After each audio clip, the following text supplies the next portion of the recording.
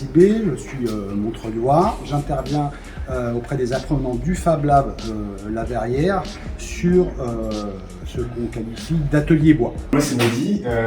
Alors ce qui m'a amené à faire cette formation, c'est le côté pratique, de pouvoir toucher à plusieurs machines, d'aborder plusieurs matériaux de différentes façons.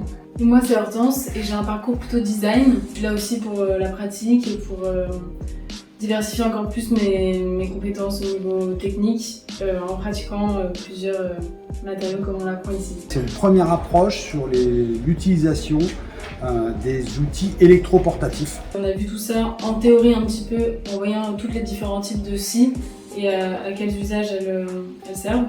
Aujourd'hui, on a une première partie théorique qui est la matinée. Voilà, donc c'est déjà une première approche sur comment on peut définir ce qu'est un morceau de bois déjà à la base. Et en pratique, en atelier ici, autour d'un projet collectif, en essayant les outils. Ils vont être amenés à découvrir l'après-midi, donc la prise en main, avec évidemment impérativement des notions de sécurité sur l'utilisation de ces produits-là. Les apprenants vont faire en sorte de construire, avec des morceaux de palette récupérés, un porte-manteau. C'est un projet sur, qui reste dans la thématique, dans la démarche du Fab Lab, avec la récupération pour le bois de palette.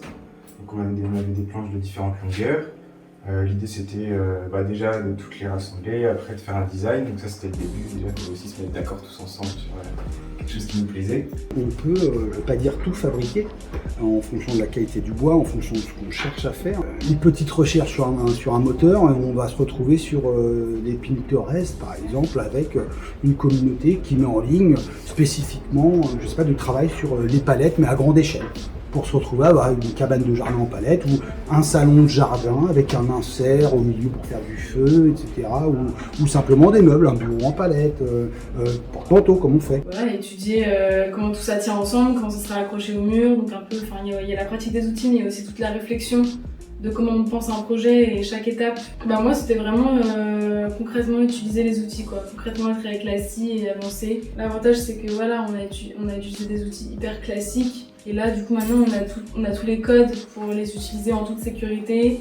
C'est incroyable parce que dès qu'on a un petit peu d'idée et puis qu'on a l'envie, on peut tout à fait créer des choses qui sont formidables avec de la récupération.